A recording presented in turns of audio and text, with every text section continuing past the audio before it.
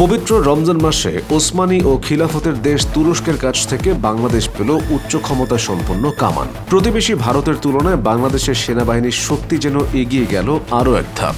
Global defence নিউজের তথ্য মতে তুরস্কের অত্যাধুনিক হাবিটজার কামান এখন বাংলাদেশ সেনাবাহিনীর হাতে। অনেকে বলছেন এমনিতেই বাংলাদেশ নিয়ে চাপে রয়েছে ভারত, তার মধ্যে তুরস্কের এই কামান ভারতীয়দের ভয়ের কারণ হয়ে দাঁড়াবে। এই হাবিটজার কামানগুলোর বিশেষত্ব হলো এগুলো হালকা ওজনের এবং আকাশপথে সহজেই পরিবহনযোগ্য। এগুলোর গোলা নিক্ষেপের পরিসর 17 থেকে 21 কিলোমিটার পর্যন্ত বিস্তৃত, যা যে কোনো যুদ্ধ পরিস্থিতিতে তাৎক্ষণিক প্রতিক্রিয়া নিশ্চিত করতে সক্ষম।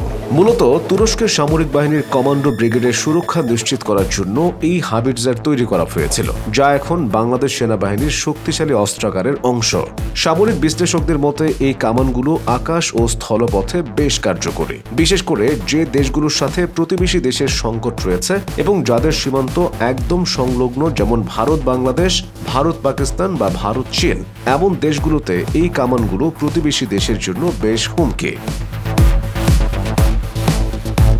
ডক্টর ইউনুসের ক্ষমতা গ্রহণের পর ফোন করেছেন তুর্কি প্রেসিডেন্ট রিসেপ তাইয়েপ এরদোয়ান। তুরস্ক সফরের আমন্ত্রণের পাশাপাশি দিয়েছিলেন সহায়তার আশ্বাসও।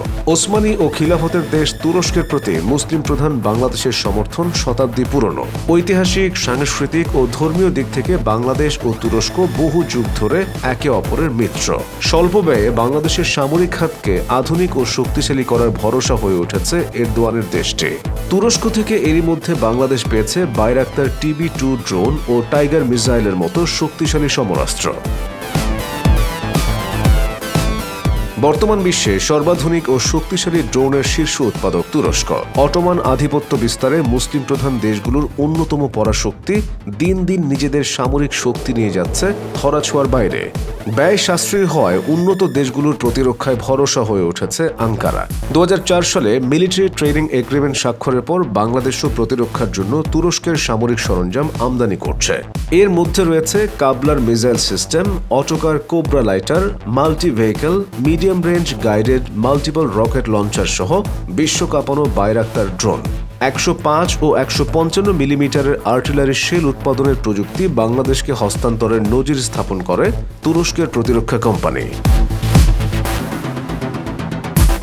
অনেক সামরিক বিশ্লেষক মনে করেন পূর্বে শেখ হাসিনার সময়ে আমাদের ভারত নির্ভরতার কারণে ভারত থেকে বেশি দামের সামরিক সরঞ্জাম কিনতে হতো, কিন্তু বর্তমান সময়ে চীন, পাকিস্তান ও তুরস্কের সাথে ভালো সম্পর্কের কারণে কম দামে আধুনিক সামরিক সরঞ্জাম কেনার সুযোগ কাজে লাগিয়ে বাংলাদেশও ভারতকে দেখিয়ে দিতে পারে।